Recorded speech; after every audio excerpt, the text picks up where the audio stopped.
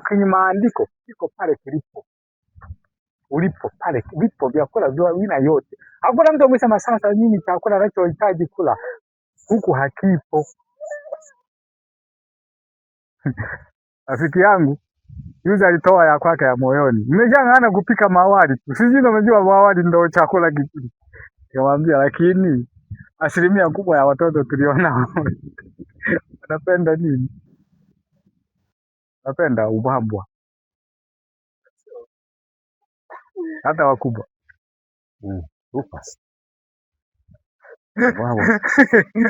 Nikamwambia ndugu, taratibu. Si unakumbuka?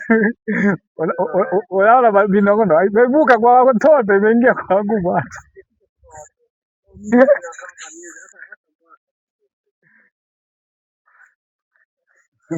Kwanza usije kumhukumu mtu kwamba unavunja kanuni zake. Hamna. Kwa hiyo hakuna udhuru. Asema hivi. Asante sana. Yaani watu wanatoa, yaani mkitoa ya kwenu ya moyoni mimi napata furaha. Unaona? Anasema hivi. Mungu ametupa aina nyingi za vyakula vya kuleta afya za kutosha, na kila mtu achague kutoka kwenye aina hizi vitu ambavyo ujuzi na maamuzi timamu vinahakikisha kuwa utoaji mwingi wa mazao ya asili ya matunda, kokwa na nafaka ni wa kutosha. Mwaka hata mwaka, mazao ya nchi zote kwa kawaida yanagawanywa kwa wote kwa njia ya ongezeko la vifaa vya usafirishaji. Matokeo yake ni kwamba vyakula vingine ambavyo miaka michache iliyopita vilihesabiwa kuwa ni vya anasa na gharama kubwa, sasa vinapatikana kwa wote kama vyakula vya kawaida vya matunda ya kila siku. Hili hasa ni kwa upande wa matunda yaliyokaushwa na ya kwenye makopo. Yaani huwezi ukasema kama sasa huku si matunda mnakula kwa msimu. Umekariri kwamba mpaka msimu wa embe ukifika ndo tunakula nini? Embe. Hivi kweli ukienda sokoni unakosa zabibu zilizokaushwa?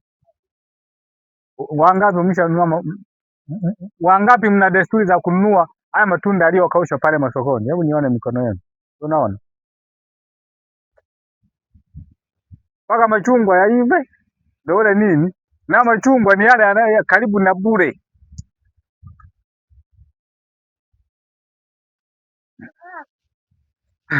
Mimi kuna muda watu tunafurahi sana, mke wangu.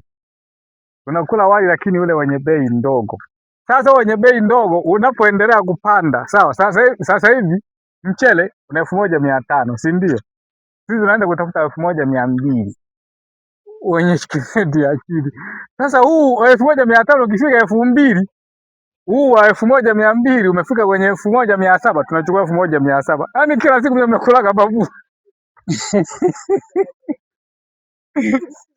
Kila siku mnakula babu.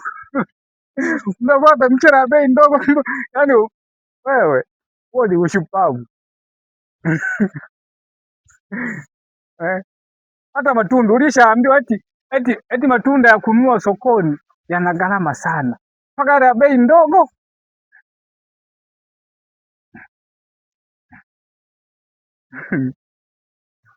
Haya bwana, utasemaje?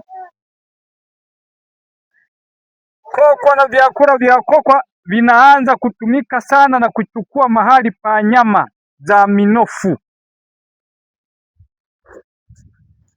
Soya. Rafiki, unajua kutengeneza nyama ya soya? Wangapi wanajua kutengeneza nyama za soya? Tuwasaidie makundi haya.